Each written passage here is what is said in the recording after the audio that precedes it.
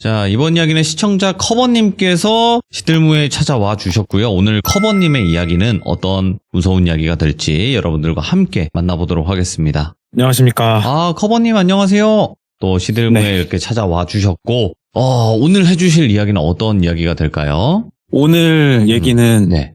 굳이 따져보면 현실 공표가 될 것 같고요. 오, 왜? 사연을 이제 좀 수집을 하다 보니까 저는 이렇게 사람들이 무섭거나 이런 사연들이 많은지 몰랐어요. 진짜 끝도 없이 나오는데 많아요. 네. 열심히 탐방해서 모았습니다. 오늘 얘기 네. 한번 또 그래서 준비해봤는데 들려드리도록 하겠습니다. 알겠습니다. 이게 생각보다 귀신이 관련된 무서운 이야기도 굉장히 많지만 사람이 무서운 이야기가 더 많아요. 숫자적으로 봤을 때는. 네, 그런 것 같아요. 네. 아마 우리 모두가 겪을 수 있는 일들이니까 그렇지 않을까 생각을 하고, 자, 그럼 오늘 준비하신 이야기 바로 출발을 해주시면 될 것 같습니다. 네, 시작해 보겠습니다.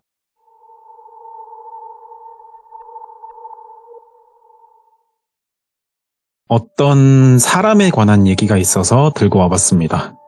제가 오늘 이야기 들은 친구는 역시 인터넷 방송 BJ예요. 근데 오늘은 이제 전에 이야기들 들려드린 거와는 좀 다르게 인터넷 방송 관련된 얘기는 아니고요.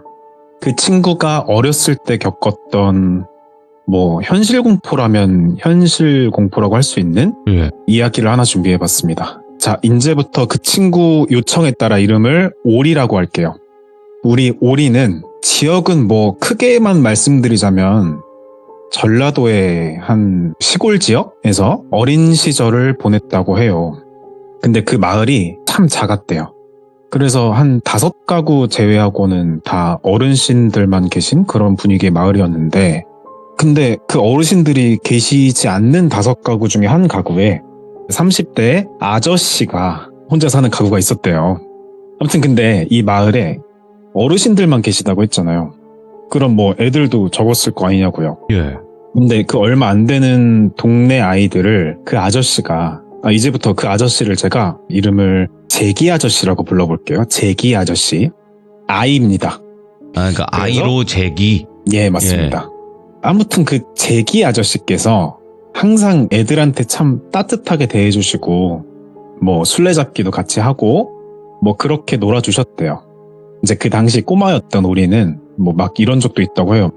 우리 TV 만화 영화 보면 막 명탐정 코난 이런 거 있잖아요. 그래서 코난을 보다가 뜬금없이 아저씨 집에 찾아가가지고 대뜸 아저씨가 범인이죠? 이런 식으로 장난을 쳐도 다 받아주실 정도로 참 애들한테 편하고 좋고 그런 아저씨였대요.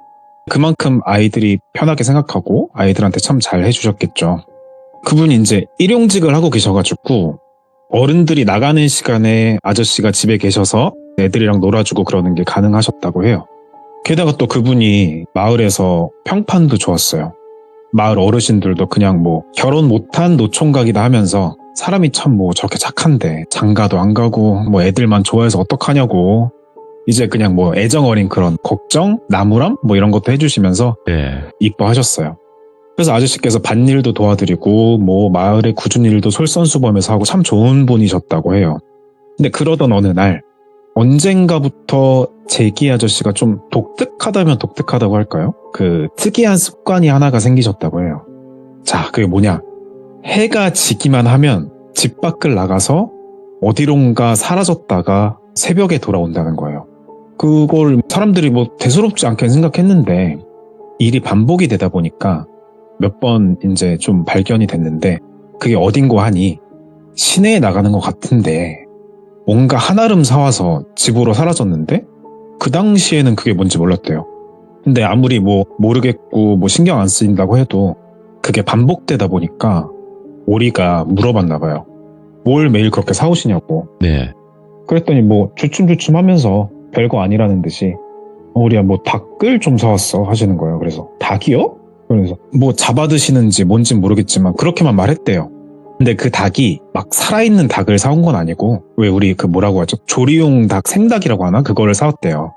근데 우리 누구나 장 보러 가서 생닭 사오고 하잖아요. 그래서 이상할 건 없는데, 근데 아무리 그래도 이제 매일 닭을 한아름씩 사오니까 조금 이상하긴 했는데 그렇지 말란 법도 없으니까 그냥 그렇게 넘어갔다고 해요. 물론 우리가 그 당시에 꼬마이기도 하고 별로 신경 안 썼겠죠 뭐. 근데 어린 오리가 겪기에도 보기에도 좀 이상한 일이 곧 생겨요. 어느 날 밤에 오리가 화장실을 갑니다. 이제 시골이더라도 보통 집 짓는 거에 따라서 집 안에 화장실이 있기도 한데 어쨌건 오리네 집은 마당에 화장실이 있었다고 해요. 그래서 이제 화장실 가려면 문 열고 나와서 마당 가로질러서 화장실을 가는데 그날 새벽에 좀 용변이 마려워서 화장실을 가려고 하는데 마당을 쓱 나왔는데 슬리퍼 신고 마당 한 구석편에서 쓱쓱 뭐 이런 소리가 나는 거예요. 일단은 무섭죠. 밤이니까 아무도 없는 마당이니까 뭐 사람인지 동물인지 뭔지도 모를 존재가 소리를 내고 있으니까 무섭죠. 그래서 애니까 다가가 보지는 못하고 마당 장독대 쪽으로 돌아서 뒤편에 이렇게 몸을 쭈그리고 숨어가지고 완전 가까운 건 아니지만 좀 가까이 볼 수 있을 만한 그런 목의 자리를 잡고 왜 우리 멀리 있는 거 보러 갈 때 어떻게 해요? 보통 실눈을 뜨고 눈에 힘 주고 이렇게 실눈 뜨면 왠지 잘 보이는 것 같은 느낌 있잖아요. 그래서 그렇게 실눈을 뜨고 눈에 힘을 빡 주고 소리가 나는 곳을 이제 유심히 봤대요. 그러니까 이제 신호는 불명한데 누군가 마당에서 이제 슥 하는 게 삽으로 땅을 고르면서 삽질을 하고 있었던 거예요. 보니까 일단 귀신은 아니야. 근데 그래도 무서워. 왜냐면 모르는 사람이니까. 가족은 아니고. 삽질하는 거 보니까 사람인 건 맞는데 하여튼 그래서 그러면 이제 확인을 해보려고 하자니 가까이에서 확인을 해본다거나 아니면 멀리서라도 누구세요? 뭐 이렇게 물어볼 용기는 안 났대요. 저라도 그랬을 것 같아요. 애가 그 문제가 아니고. 그래서 용변을 참고 조용히 방으로 돌아가서 그날은 일단 그렇게 넘어가게 됩니다. 아니 근데 저도 이렇게 좀 생각이 들긴 했는데 아니 부모님을 깨우거나 뭐 해서 말해야 되는 거 아니냐 할 수도 있지만 아이다 보니까 그랬는지 이성적인 어떤 빠른 판단이 되지는 않았던 것 같아요. 다음 날이 됐어요. 부모님은 일하러 나가시고 오리도 이제 잠자리에서 일어나서 어젯밤에 그 삽질하던 존재가 있던 자리로 가봅니다. 해가 떴으니까 안 무서우니까. 근데 거기에 흙이 좀 부자연스럽게 덮여있는 것을 발견하게 돼요. 그래서 마당에 있던 우리 그 모종삽이라고 하나요? 그 작은 화분 같은 거 심을 때 사용하는 삽이요. 그걸로 거기를 살살 파봐요. 얼마를 파봤을까? 뭔가 물컹 하면서 삽 끝에 느껴집니다. 이제 우리 입장에서는 오만 생각이 다 나는 거죠. 이게 뭐냐고, 우리가 생각하는 그거냐고. 그래서 되게 조심스럽게 삽으로 나머지 부분을 도려내듯이 살살 긁어서 파봐요. 그러니까 이제 거기에 생닭이 흙이 잔뜩 묻은 채로 냄새를 좀 풍기면서 묻혀 있는 거예요. 근데 일단은 다행이다. 어제와 마찬가지로. 일단은 다행이다. 왜냐? 그 사람이 아니라 어떤 뭐 고양이, 개 뭐 이런 게 아니라 우리가 그래도 식용으로 썼든 많이 익숙했던 생닭이 묻힌 거긴 하지만 그래도 일단 너무 깜짝 놀라고 되게 무서웠대요. 그래서 이번에는 넘기지 않고 부모님이 집에 오시기를 기다렸다가 부모님께 내가 발견한 거 그리고 전날 그 밤에 삽질하던 그 미지의 존재에 대해서 얘기를 드려요. 근데 이게 어른 입장에서도 부모님 입장에서도 기이하죠. 괴상하고 뭐 무섭다라는 감정도 없지는 않았겠지만은 우선 일단 찝찝하고 되게 불쾌하셨대요. 근데 생각해보면 지금까지 일어났던 일, 땅 파고 묻고 발견한 게 닭이었다. 근데 이게 땅이 좀 파헤쳐진 거 말고는 피해를 크게 본 건 또 아니잖아요, 지금. 그래서 좀 되게 찝찝하고 불쾌한 기분으로 그 생닭을 그냥 어떻게 잘 처리해서 버리고 찜찜하게 마무리가 됩니다, 그날은. 물론 이제 우리가 지금 이야기를 순차적으로 듣는 입장에서는 제가 앞에 그 제기 아저씨가 생닭을 매일 사오셨다는 거를 뭐 우리한테 얘기를 했고 우리 입장에서는 자연스럽게 그게 제기 아저씨일 거라고 유추할 수 있었지만 그게 시간도 좀 떨어져 있고 뭐 그 당시에는 당황스럽고 경황이 없어서 그랬는지 그렇게 연결은 못했다고 해요. 그 사람일 거라고 우리가. 아무튼 그런 작다면 작은 에피소드가 한 번 있었고 본격적으로 큰일이 좀 하나 생겨요. 오리네 마을에는 그러니까 지적 장애가 있는 이제부터 A라고 할게요. A라는 여학생이 자기 할아버지랑 같이 살고 있었어요. 근데 할아버지는 앞에 제가 그 마을 분위기 말씀드렸지만 다 농사를 생업으로 하시니까 할아버지께서 또 마찬가지로 집을 자주 비우셨고 A 여학생은 이제 동네 아이들과 어울려서 할아버지가 나가신 시간에 놀고 그렇게 시간을 보냈대요. 근데 물론 이제 제기 아저씨가 잘 놀아줬다고 했으니까 제기 아저씨랑도 친했고 제기 아저씨께서도 특별히 그 A 학생이 지적장애가 있다는 사실을 인지를 하시고 더 친절하게 더 잘 챙겨주셨대요. 근데 그러던 어느 날 A한테 사건이 하나 일어납니다.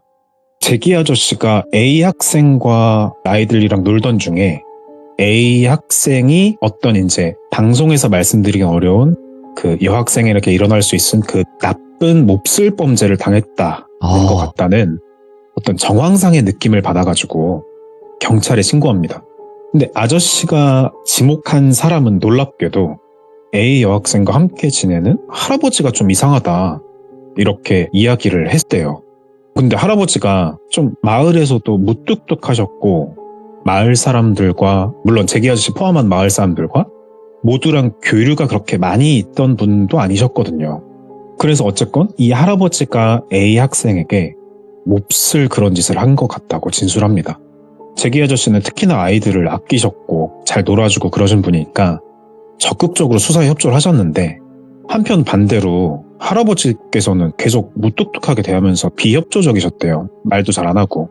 그래서 이제 동네 사람들 해가지고 자신의 손녀한테 몹쓸 그것을 한 것으로 몰려서 이제 경찰서로 가서 조사를 받게 되었대요. 그래서 이제 애들이 움직인 동선, 할아버지 움직인 동선 뭐 시간에 맞춰서 조사를 차근차근 받았는데 근데 조사를 하다 보니까 그 당시에 사건 발생으로 추정되는 시간에 할아버지께서 알리바이가 있으셨던 거예요. 그러니까 그날 이른 새벽부터 밭일을 나가셨고 그 밭일을 나갔다는 거는 주변에 계시던 다른 어르신들의 증언으로 그것이 알리바이로 인정을 받았어요. 그리고 할아버지가 돌아오시기 전에 그 사건이 일어났기 때문에 일단은 별다른 혐의를 받지 않고 이제 다시 원래대로 돌아가게 됩니다, 사건은. 그러면서 A 여학생의 진술을 듣습니다. 근데 일단 그 전에 그 할아버지가 혐의가 없다고는 했는데 아직 A 여학생의 진술을 왜 뒤에 들었냐면은 A 여학생이 지적장애가 있었단 말이죠. 그래서 좀 되게 조심스러운 마을의 분위기가 있었나 봐요. 하여튼 그래서 이제 할 수 없다. A 여학생한테 우리가 얘기를 해보고 한번 정황을 들어보자. 그래서 얘기를 했는데 아시다시피 A 여학생이 지적장애가 있었단 말이죠.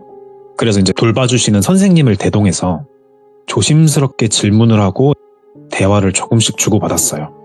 처음에는 학생이 말을 잘 안 했대요. 이게 저도 참 마음이 아픈 게 좀 마음에 상처가 입어가지고 가슴 아픈 그런 것 때문에 말을 안 했는데 마침내 A 학생이 입을 열게 됩니다. 근데 뭐 긴 얘기를 한 것도 아니에요. 다만 한 단어를 말하는데 그게 뭐냐? 공기. 그러니까 공기 이러는 거예요. 그래가지고 공기가 뭐야? 에어? 우리 숨 쉬는 공기? 이제 그 단어를 통해서 그걸 가지고 유추해 보니까 만약 A 여학생에게 강렬하게 남은 기억이 공기라는 단어라면 그거는 아마도 숨을 못 쉬게 한 어떤 행위였을 것이다라는 약간 유추를 해본 거죠. 단어 하나를 들고.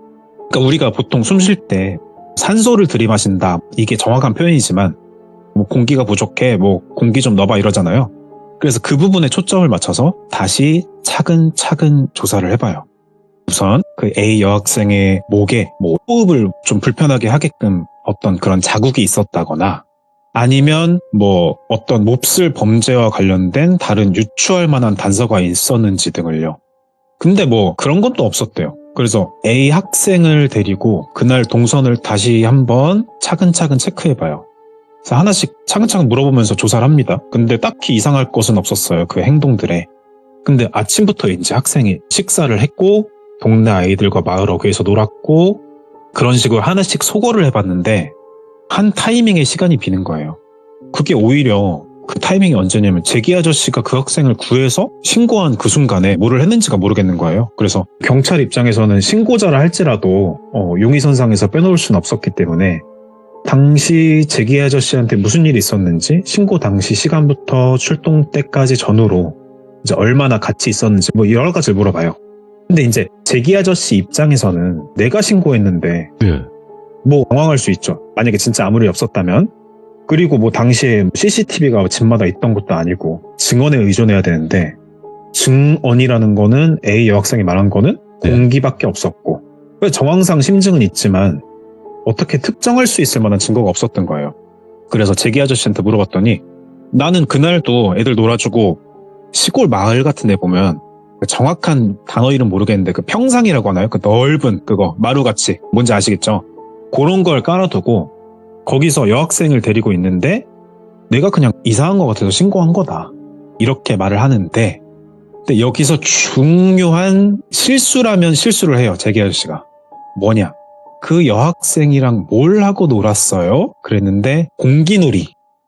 공기놀이를 가르쳐줬다는 거예요. 이제 느낌이 오시죠? 공기놀이?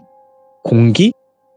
이게 그 우리 숨 쉴 때 공기가 아니고 공기놀이, 그 던져서 받고 하는 그걸 말한 것일 수 있겠구나. 네. 근데 여기까지도 심증이죠. 왜냐면은 말이었고. 근데 아무튼 더 추궁을 해도 자백이 아닌 이상은 뭐가 더 없고. 그래서 일단 거기서 마무리가 되고 차근차근 더 조사를 해보기로 해요. 자, 결론부터 이제 깔끔하게 말씀드리면, 결론은 그 아저씨가 경찰서에 잡혀갑니다. 이제 그날 세세한 묘사를 하면 이제 유튜브나 방송적으로 문제가 될 수 있기 때문에 그냥 몹쓸 범죄, 그것을 한 정황을 목격한 사람이 있는 거예요. 공기놀이를 가르쳐주면서. 그건 이제 우리의 친구였어요. 꼬마? 그러니까 꼬마 입장에서는 예. 그 몹쓸 행동이 뭔지 몰랐죠, 봐도. 근데 주변에 탐방 진술을 하는 과정에서 그 우리 친구 꼬마가 말을 했는데, 그 이러저러한 행동이, 그 몹쓸 행동이 꼬마 입장에서는 그냥 본 것을 말한 것 뿐인데 그게 몹쓸 범죄인 거죠. 어른들이 내용을 확인해 보니까. 이제 우리는 지금까지 그 정황 내용을 부모님께 좀 돌려서 들었다고 해요. 돌려서 들었는데도 당시 이제 어렸던 우리한테는 너무 충격적이었대요. 당연히 그랬겠죠. 그래서 재기 아저씨는 뭐 잡혀 들어갔고, 그러고 나서 그 아저씨가 출소하기 전에 올인의 식구는 이제 그 마을을 떠나서 이사를 하게 됩니다. 뭐 그 아저씨랑은 딱히 상관없었던 것 같아요. 얘기 들어보니까. 근데 이 아저씨가 교도소에 들어가고 나서 마을 친구랑 얘기를 하게 됐는데, 재기 아저씨가 얘기를 들어보니까 그 아저씨가 이 A 학생뿐만 아니라 마을 애들 한 번씩 이렇게 못되게 했던 것 같다는 거예요. 다른 애들도요. B 친구 얘기예요. B 친구는 이제 우리의 친구기도 했고 여학생이었어요. 근데 하루는 재기 아저씨가 집에 찾아와서 네. 야, 비야, 할머니가 찾으셔. 아저씨랑 가자 이러신 거예요. 그래서 뭐 A 입장에서 의심할 게 있나요? 그래서 아저씨 손잡고 나갔는데 이제 그 나쁜 게 일어났고, 다음날 할머니한테 이렇게 또 물어보니까 그날 뭐 아무 일도 없었다고 해요. 그러니까 그렇게 부른 적이 없었다는 거죠. 그리고 계속해서 C 친구라고 할게요. C 친구도 마찬가지로 여학생이었고 동네 아이였는데, 네. 이제 집에서 씻고 있는데 왜 우리 옛날 욕실 창문 보면 나무로 창문 돼 있잖아요. 그거 나무 드르륵 열면은 그 안에 창문 열면 그 방충망이 약간 가벼운 재질로 틀이 하나 있는 경우가 많이 있는데, 네. 그걸 이제 여름이라서 방충망만 냅두고 나무 창문 열어두고 씻고 있는데 방충망 낡아서 뚫린 이제 구멍들 틈 사이로 성인 남자 손가락이 몇 번 들어왔다 나갔다 들어왔다 나갔다 하기도 했답니다. 네. 그게 무려 C 친구의 동생이 씻을 때도 그런 적이 있었다고 해요.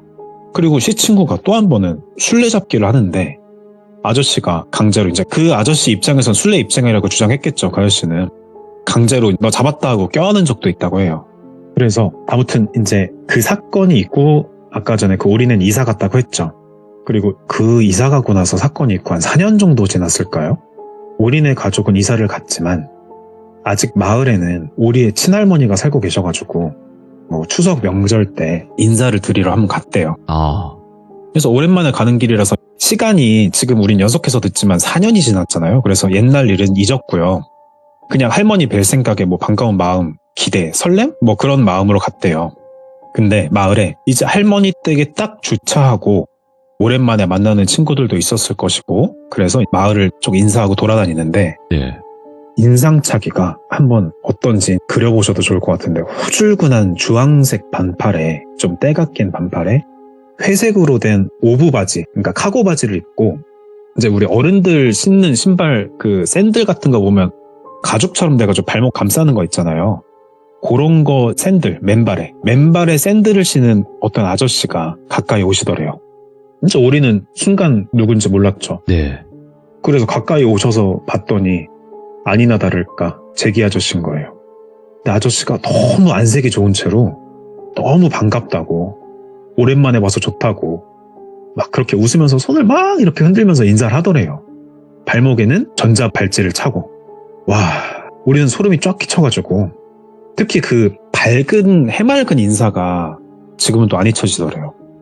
그래서 한 채로 집에 돌아온 뒤에도 마음이 진정이 안 되더래요. 부모님한테는 뭐 아무 말도 하지 못한 채로 방에 틀어박혀서 머리를 감쌌죠. 그리고 이제 시간이 지나면서, 오래 지나면서 점점 이게 좀 트라우마 상처 같아요, 저는. 네. 제기 아저씨의 특히 그 미소가 점점 선명해지더래요.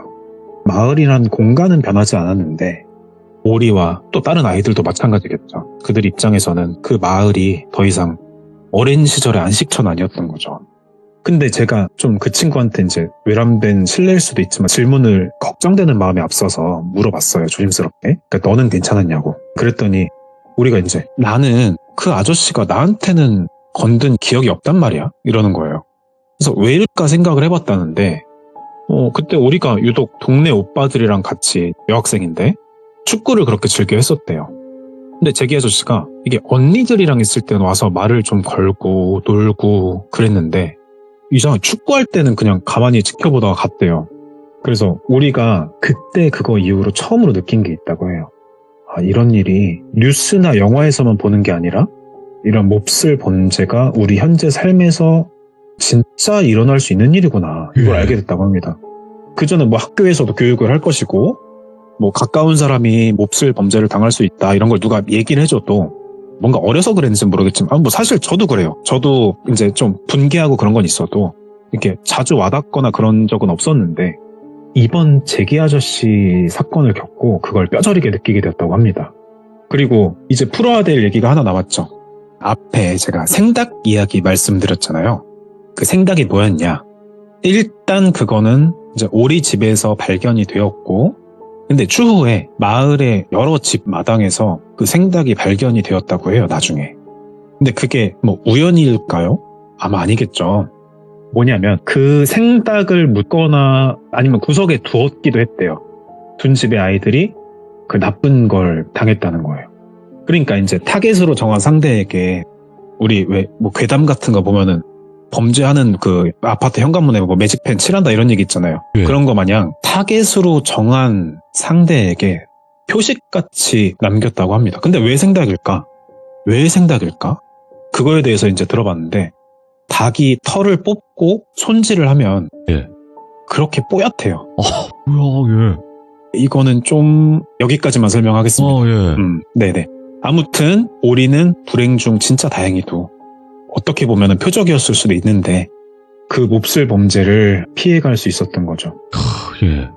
그래서 뭐 오늘 이야기는 제가 아저씨 이름을 아까 아이라고 물어보셨는데 제기 아저씨라고 지어봤는데요. 무슨 뜻이냐면 재활용도 불가능한 쓰레기를 줄여서 제기 아저씨라고 해봤습니다. 아저씨라고. 뭐 아울러서 중의적인 의미로 좀 제기도 불가능하게 되었으면 좋겠었습니다만 이제 뭐 벌써 그렇게 빨리 발찌 차고 나왔는데 예. 네, 얘기 들어보니까 발찌 풀고 사회 속에서 잘 살고 있겠죠.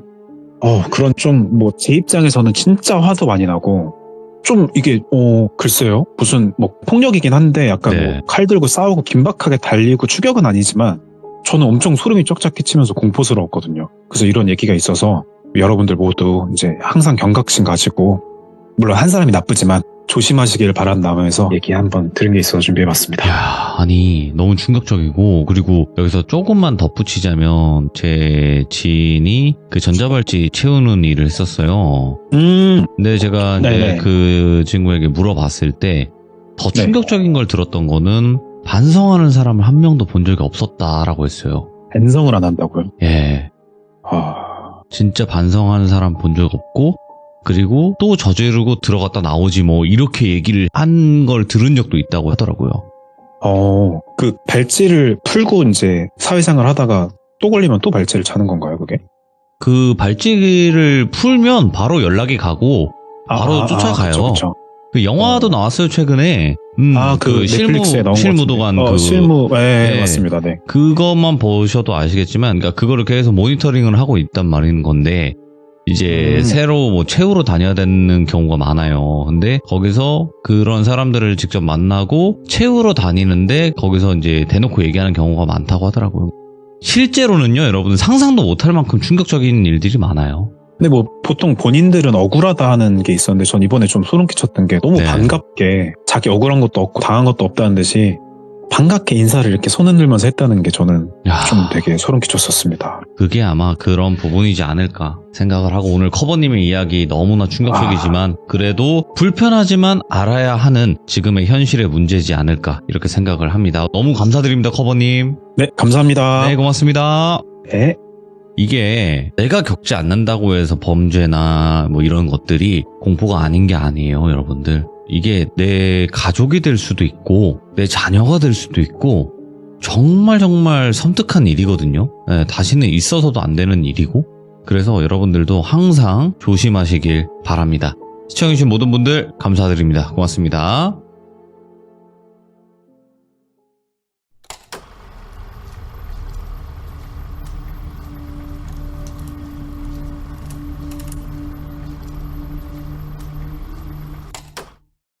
자, 이번 이야기는 시청자 커버님께서 시들무에 찾아와 주셨습니다. 오늘 커버님이 해주실 이야기는 어떤 이야기가 될지 빠르게 만나보도록 할게요. 안녕하십니까. 여보세요. 커버님 안녕하세요. 네, 돌비님 안녕하세요. 아이고, 오늘도 이렇게 찾아와 주셔서 감사드리고 새해 복 많이 받으시기 바라겠습니다. 아이고, 새해 복 많이 받으십시오. 네, 고맙습니다. 자, 오늘 커버님께서 해주실 이야기가 또 지인분께서 겪었던 이야기예요, 이거. 네, 또 지인 얘기고, 오. 네, 현실 공포인데 한번 또 풀어보도록 하겠습니다. 알겠습니다. 그럼 빠르게 만나보도록 할게요. 렛츠고! 기리십니다. 커버예요.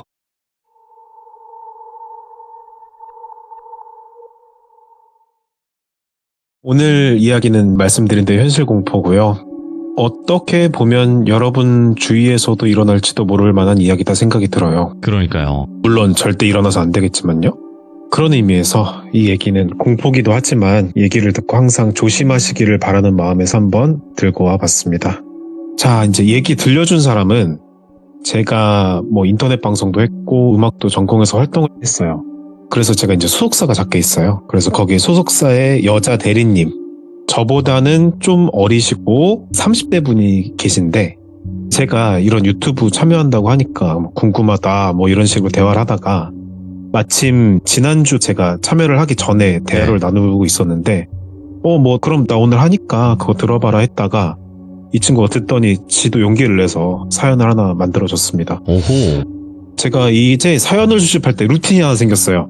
이게 공포 이야기라고 하면 다들 자기들은 그런 경험이 없는 줄 알아요. 그래서 네. 질문을 할 때 살면서 뭐 이상한 일 있었냐? 아니면 뭐 좀 독특한 경험 같은 게 있었냐 하면 꼭 몇 개씩 있더라고요.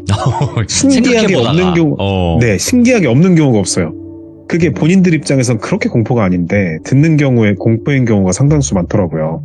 그래서 물어봤더니 자기는 괴담 좋아하는데 뭐 겪은 건 없다. 근데 좀 개인적으로는 무서웠던 일 있다 해서 들어보니까 충분하다 하고 양해를 오. 구하고 사연 전달하게 됐습니다. 이분이 감사합니다. 되게 아름다우세요. 근데 또 한편으로는 꼬부기를 닮아서요. 이제부터 그 친구를 꼬대리라고 할게요. 이거 발음 조심해야 돼요. 예. 네, 우리 꼬대리는 경기도 어느 지역에서 나고 자랐습니다. 네. 이제 쭉 성장을 하고 나서 갓 성인이 돼가지고 첫 직장을 가지게 돼요. 이 직장이 서울 강남에 있는데 근데 우리 경기도 사시는 분들은 잘 아신다고 해요. 막 인터넷 짤 같은 거 보면 우리 네. 막 경기도민이 서울로 출근하는 법 이래가지고 막 거리가 먼 건 아닌데 뭐 시간이 되게 고무줄같이 어떨 땐 짧고 뭐 어떨 땐 길고 이렇다고 해요. 아무튼 그래서 우리 꼬대리가 그 당시 입사 갓 했으니까 꼬사원이죠. 네. 아무튼 우리 꼬대리가 자취를 결심합니다. 경기도니까. 이제 생애 첫 자취니까 어디서 할까 하고 알아보는데 강남은 이게 월세라도 너무 비쌌더래요. 사회 초년생이 자취하기에는. 그래서 강남까지 출퇴근이 그나마 편할 만한 서울의 어느 지역을 알아보게 됩니다. 네. 그 알아본 집이 3층짜리 원룸 건물이었어요. 아, 네. 거기서 우리 꼬대리는 3층에 살게 되었고 그 건물이 계단이 없어서 좀 저렴했고 근데 가격에 비해서는 방 컨디션이 뭐 그렇게 나쁘지는 않았더래요. 그 집 구조가 이제 원룸이라고 우리가 표현은 하는데 실제적으로는 약간 우리 그 1.5룸이라고 하나요? 그 주거 공간이랑 거실이랑 구분돼 있고 네. 화장실이 있고 근데 거실과 구분되는 공간이 아치형으로 그러니까 약간 타워 모양으로 구분이 돼 있었대요. 그래서 거기를 커튼 같은 걸로 이제 우리 어디 숙소나 목욕탕 같은 데 들어갈 때 뭐라 하죠? 발이라고 하나? 그 찰랑거리는 거 있잖아요. 그런 식으로 내려오는데 얇은 천으로 그렇게 해놨대요. 발의 역할을 하게끔. 아무튼 집은 그랬고 거기서 이제 짐을 풀고 적응하면서 회사 생활을 시작합니다. 회사에서 집까지는 지하철로 30분 정도 걸렸고 사는 집이 지하철 역세권까지는 아니어서 지하철역에서 집까지 한 대로를 10분 정도 걷고 골목길을 6분 정도 걸어서 대충 도합 뭐 한 15, 16분 정도 걸었어야 했대요. 그러던 어느 날 야근은 아니고 이제 뭐 회식을 하고 마음 맞는 동료들이 생겨서 같이 또 2차를 갔답니다. 그래서 뭐 그렇게 재밌게 시간을 보내다 보니까 시간이 12시가 다 돼가는 거예요. 평일인데. 그래서 서둘러 막차를 타고 지하철역에 내려서 집을 갑니다. 근데 아까 대로를 10분 정도 걷고 골목길을 6분 정도 걸어야 된다고 말씀드렸어요. 근데 자취하고 나서는 그렇게 늦게 들어가 본 게 처음이었대요. 그래서 좀 쫄리기도 하고 그랬는데 대로까지는 괜찮았어요. 근데 우리 요즘에도 있는지 모르겠습니다만 저가 이제 30대 중반인데 저 어렸을 때만 해도 옛날 가로등이 플라스틱 같은 거 안에 전구인가? 뭐 하여튼 그런 노란색 등이 좀 있었어요. 가로등이. 요즘엔 하얗잖아요.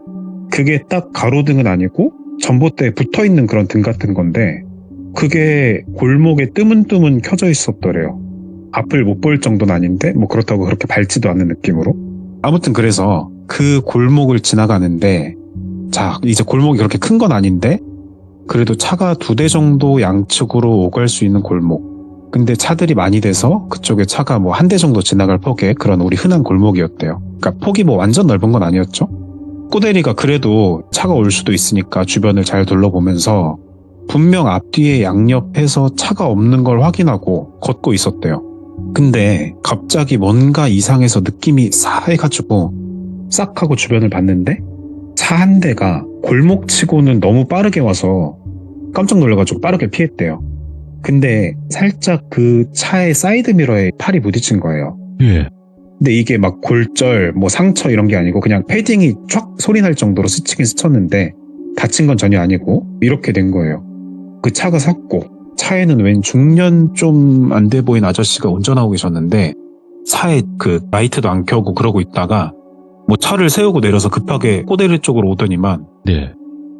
이거 괜찮으시냐고 하더니 대뜸 자기 차에 타라고 하는 거예요. 예. 그래서 꼬대리가 뭐 아니 괜찮습니다.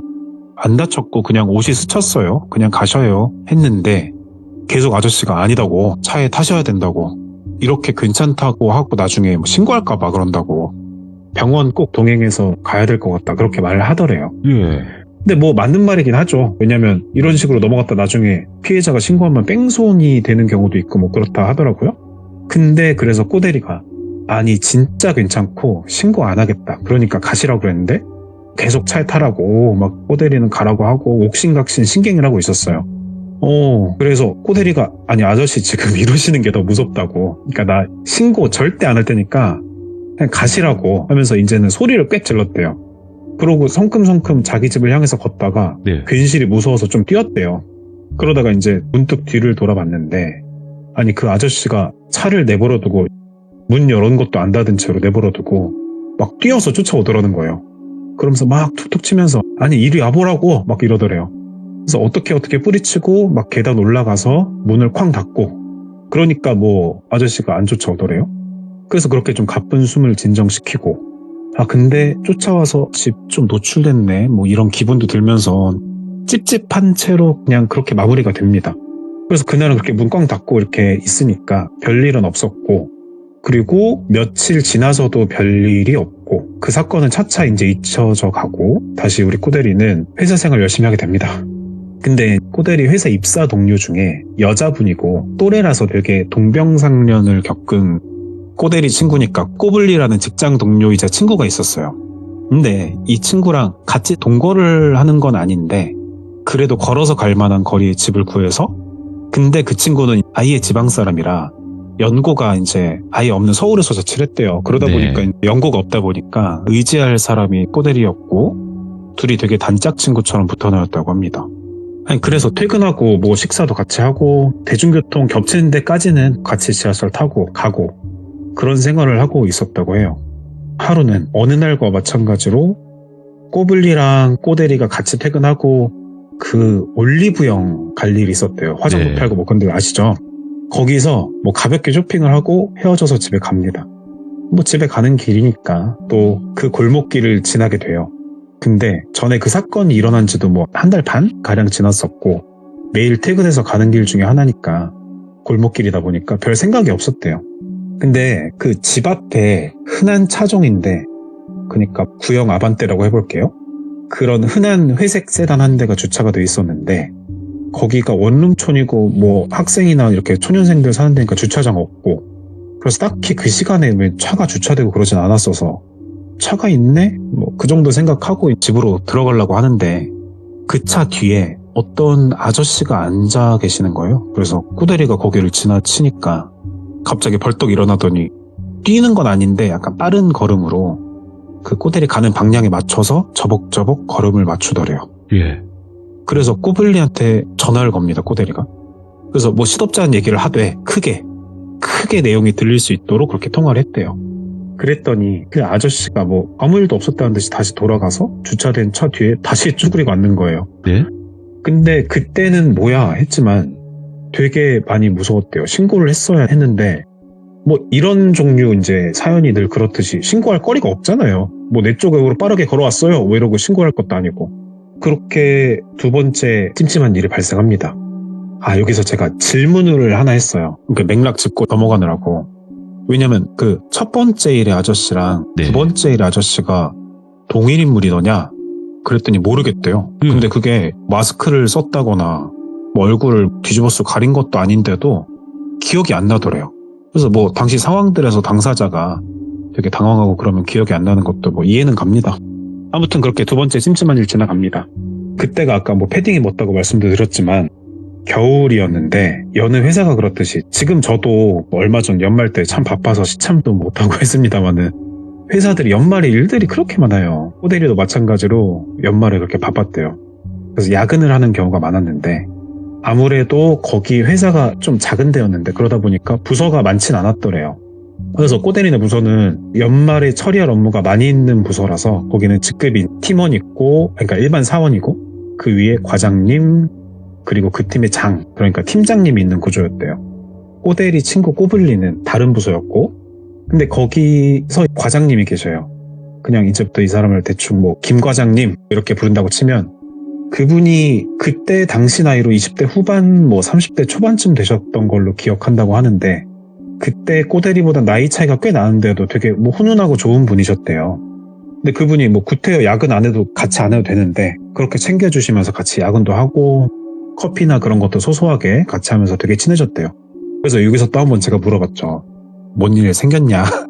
뭐 생겼냐? 그랬더니 아니 뭐 잘생기시긴 했습니다만 뭐 호감이 없던 것도 아니긴 한데 그래도 자기는 철저하게 여지를 안 주고 보니까 사내연애 이런 게 되게 무서웠나 봐요.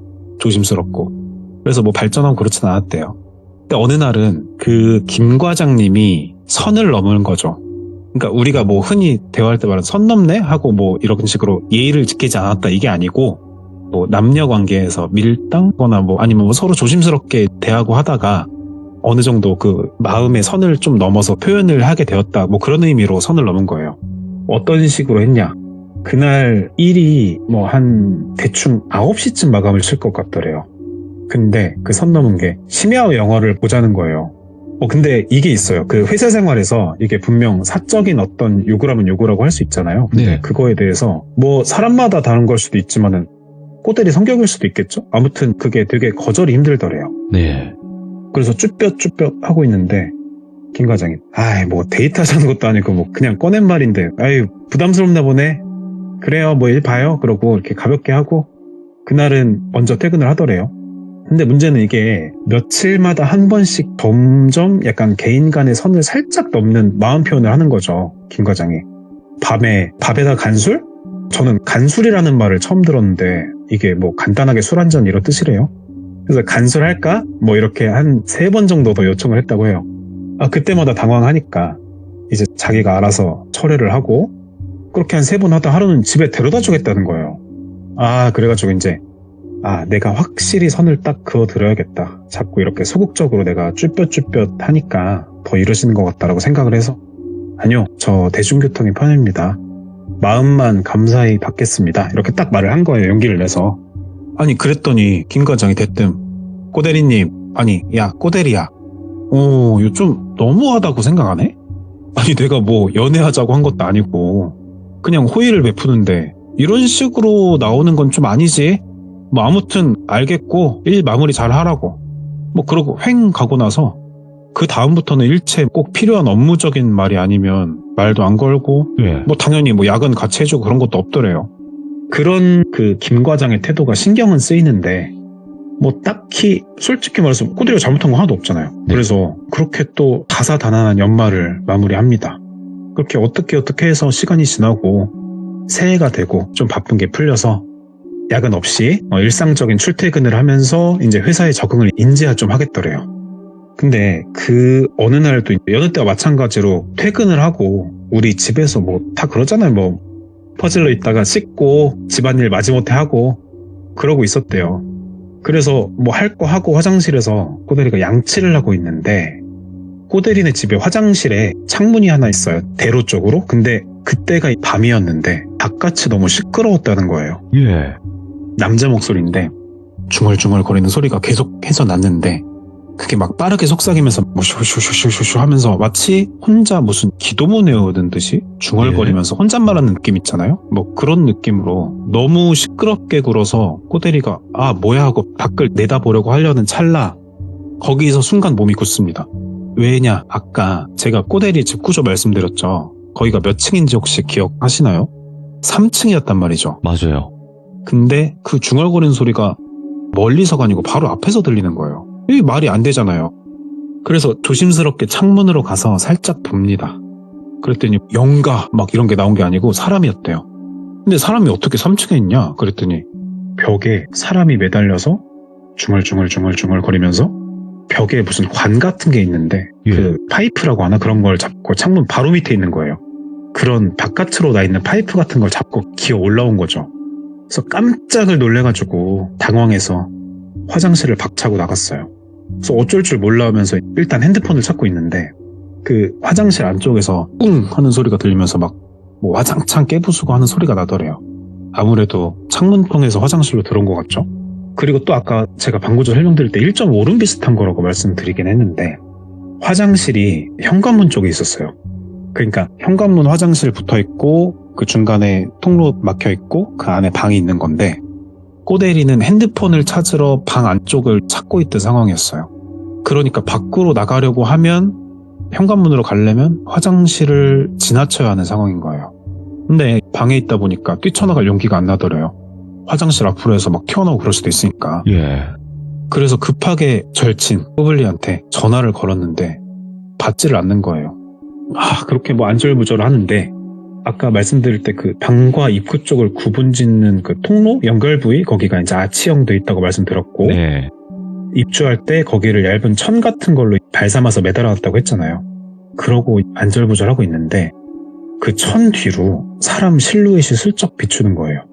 근데 달려들진 않고 가만히 있는 거예요. 그래서 이 상황이 뭐지? 빠르게 생각을 하다가 보니까 저 사람 지금 내가 집안에 있는지 도망쳐 나갔는지를 확신을 못하는구나 라고 생각해서 조용히 숨죽이고 있었답니다. 근데 이렇게 조용히 있으니까 그 남자가 중얼거리는 소리가 좀 들려요. 뭐라고 하나 들렸더니 아까 무슨 기도문 외우는 것처럼 들렸던 게 조용한데 자세히 들어보니까 예. 계속 혼잣말처럼 중얼거리면서 아이씨 내가 썸 같은 잡아 죽여야 되는데 이렇게 이런 식의 쌍욕을 막 계속 중얼중얼하면서 그러는 거예요. 그래서 뭐 이런 식으로 끊임없이 말을 하더라는 거예요. 그래서 꼬대리가 너무 무서워서 뭐 숨을 데도 없고 아니 그 작은 집에 숨을 데가 어디 있겠어요. 그래서 그냥 자기가 자진해서 말을 먼저 했대요. 죄송합니다 살려주세요 라고.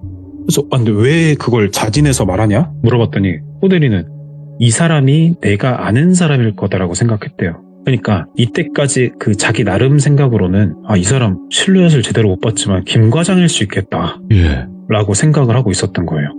왜냐면 자기한테 그렇게 할 사람이 그러니까 최근에 자신에게 미운 마음을 먹었을 법한 사람이 예. 그 상황에서는 김 과장님 뿐이었거든요. 그래서 만약에 김 과장 같으니까 아는 사람이니까 내가 말로 어떻게 잘 타이르면 좀 진정시킬 수도 있겠다는 생각으로 이제 먼저 말을 한 거죠. 아무튼 그렇게 말을 먼저 꺼냈더니 남자가 중얼거리는 걸 딱 멈추고 이제 얇은 커튼을 쫙 걷고 등장했는데 김 과장이 아니었던 거예요. 예. 아까 어두운 밖에 매달려 있을 때 몰랐는데 방 안에 밝은 데서 보니까 되게 마르고 왜소한 어떤 아저씨였어요. 한 40대에서 50대 초쯤 돼 보이시는? 근데 그 사람이 김 과장이 아니지만 낯이 익더래요. 아니 근데 도대체 누군지를 모르겠는 거예요. 낯은 익은 것 같기도 한데 아무튼 그 남자가 되게 화난 채로 아니 씨, 너 사람 무시하냐? 내가 몇 번을 얘기해. 몇 번을 이러냐고 넌 도대체 이러면서 막말을 쏟아붓기 시작합니다. 네. 꼬대리는 이제 영문을 모르겠는 상황이잖아요 지금. 그래서 진정하시고 말씀해 보시라고. 뭐 때문에 그러시냐 그랬더니 이 사람이 설명은 안 하고 욕을 막 하다가 어떤 뭔가를 요구합니다. 네. 방송에서 말하기는 어려운 그런 어떤 여성에 대한 나쁜 내용의 것을 요구하는데 꼬대리가 참 그 당시 어렸는데도 제가 침착하게 대응을 잘했다고 생각을 한 게 막 울면서 살려달라고 빌거나 벌벌 떠는 게 아니고 오히려 거기서 이렇게 머리가 차가워지더래요. 그러면서 진정을 시켜야겠다 이렇게 노력을 하면서 그래 알았다. 근데 일단 나도 씻고 마음의 준비라는 걸 해야 되니까 잠깐 화장실 가게 계시라. 그랬더니 잠깐 멈추더래요. 앉아가지고 의자에. 그래서 화장실 쪽으로 갑니다. 근데 화장실이 현관문이랑 붙어 있었고 그것 때문에 막 무서워서 못 갔다 했잖아요. 네. 뭐가 있어요 이제 뭐 챙기고 돌아볼 겨를도 없이 현관문 열고 냅다 뛰어나갔죠 그냥. 그래서 우당탕 하면서 나가는데 뭐 뒤에 아저씨가 쫓아오는지 어떤지도 모른 채로 거의 구르는지 걷는지도 모른 채로 3층에서 1층까지 계단을 뛰어 내려갔다고 해요. 예. 그래서 1층까지 겨우 허겁지겁 와서 나가려는데 뭔가에 꽉 부딪히면서 넘어집니다. 예. 어떤 사람인데 순간 오만 생각이 다 나면서 와씨 공범인가? 나 진짜 끝났다 어떡하냐. 정신 차리고 올려보니까 그 서 있는 사람이 아니 괜찮으시냐고 그러면서 붙잡아 일으키시는데 네. 다행이다 진짜. 경관분들 그러니까 경찰이 오신 거예요. 근데 경찰이 아까 신고를 자기가 못했는데 어떻게 된 건가 하니 아까 꼬대리가 꼬불리한테 전화했는데 안 받았잖아요. 근데 그러고 바로 콜백 그러니까 회신이 왔었나 봐요. 근데 그거를 꼬대리가 계속해서 안 받으니까 예. 야 근데 꼬불리도 대단한 게 정말 다행히 촉이 좋게도 뭐 자나 뭐 하나 그럴 수도 있는데 안 넘기고 의심을 해준 거예요. 무슨 일 있나. 그래서 일단 신고를 하고 다짜고짜 신고하고 저기 주소 어디로 일단 가주시라고 하고 자기도 오고 있었던 거죠. 그래서 보니까 아저씨는 쫓아온 건 아니었고 그 방에 계속 앉아 있었대요. 네. 그 안 쫓아온 것도 좀 소름 끼쳤는데 그래서 앉아 있다가 얌전히 현장에서 잡혀가게 되고 진짜 다행히 꼬대리는 계단 구르면서 멍든 거 몇 개 빼고는 크게 뭐 다치지는 않은 채로 이렇게 그 사건이 끝났다고 해요. 근데 그 아저씨가 아까 전에 왜 김 과장님은 아니신데 그 아저씨가 낯이 익었다고 했잖아요. 예. 근데 그게 나중에 들어보니까 이렇게 조사하고 인적 조사하고 하니까 그 사람이 꼬대리네 회사에 어떤 소속된 사람이 맞아요. 그 건물의 관리자? 뭐 그런 일하는 예. 사람이었다라는 거예요. 그래, 그건 알겠어. 근데 나한테 왜 원한이 그렇게 막 죽일 듯한 원한이 있었냐 했는데 왜 우리 에어팟이나 갤럭시 버즈 같이 무선 이어폰 보면 왜 노이즈 캔슬링이라고 바깥소리 차단해주는 기능 있잖아요.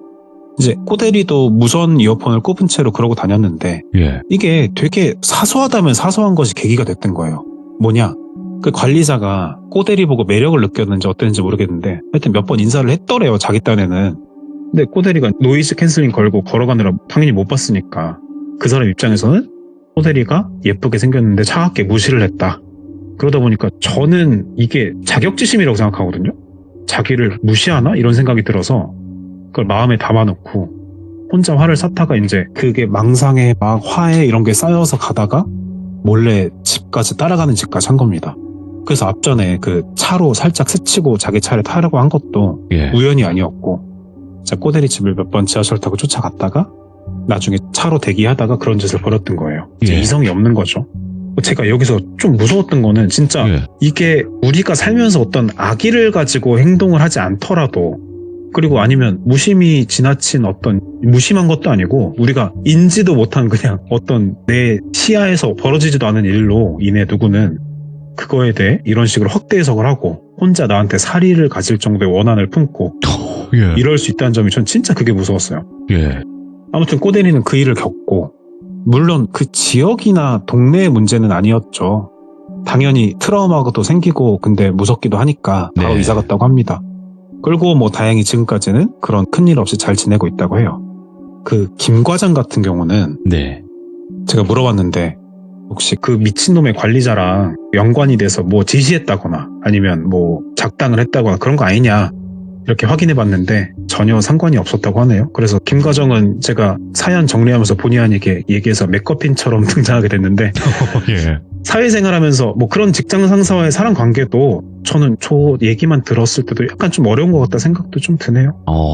네. 자, 아무튼 우리가 운전할 때 방어운전이라고 하잖아요. 근데 네. 방어운전을 해도 사고는 난단 말이죠. 그럼요. 뭐 어떤 미친 사람이 작정하고 뭐 확 핸들 꺾으면 사고 나니까요. 근데 마찬가지로 참 이게 제가 조심하시기를 바라는 마음에서 준비한 얘기긴 합니다만 우리가 조심해도 우리가 미친놈 머릿속은 알 수가 없잖아요. 그리고 당할 일이 터지면 또 당하는 거고. 예. 예. 그래서 뭐 이런 경우도 있다 하고 일단 한번 그래도 조심하시라는 의미에서 이야기 한번 짧지만 들고 와봤습니다. 그러니까 이거 같아요. 우리가 상식적인 선에서 생각을 하고 사람을 대하잖아요. 대부분이. 그쵸, 그쵸. 근데 상식 밖의 행동들을 하는 사람들을 만났을 때 어떻게 해야 된다는 우리가 몰라요, 사실. 생각을 안 해봤으니까, 거기까지는. 그 얘기도 있잖아요. 우리 왜 사고 났을 때 보험사나 경찰 안 부르고 친구한테 전화한다는 그런 얘기 있잖아요. 이 친구가 꼬블리한테 전화한 것도 뭐 결과적으로는 잘 됐지만 네. 그 경찰에 전화를 생각이 순간 안 든 것도 전 이해는 가요. 그게 너무나 당황스럽고 그죠. 상식 밖에 그런 일이니까 맞아요. 참 그게 힘든 것 같습니다. 이게 저도 경험을 아예 안 해본 건 아니지만 상식 밖의 일을 겪으면 벙쪄요, 사람이. 진짜로. 멍해져요. 벙치고 멍해지고 그래요. 그러니까 그렇지 않을까도 생각을 하는데 오늘 커버님께서 그래도 이야기 너무나 잘 전달해 주셨습니다. 항상 건강하시고 파이팅입니다. 네, 감사합니다. 아주 건강하시고 다음 주에 또 어김없이 뵙겠습니다. 감사합니다. 네, 고맙습니다. 네. 자, 커버님께서 말씀하신 이 내용도 진짜 우리가 겪을 수 있는 이야기라고 저는 생각을 합니다. 그래서 항시 조심하시고 항상 사람을 대할 때 내 상식 밖의 행동도 할 수 있다라는 거를 조금이나마 인지하시고 지내시는 게 어떨까 생각을 하고요. 여러분들은 이런 일이 없기를 다시 한번 바라봅니다. 감사합니다.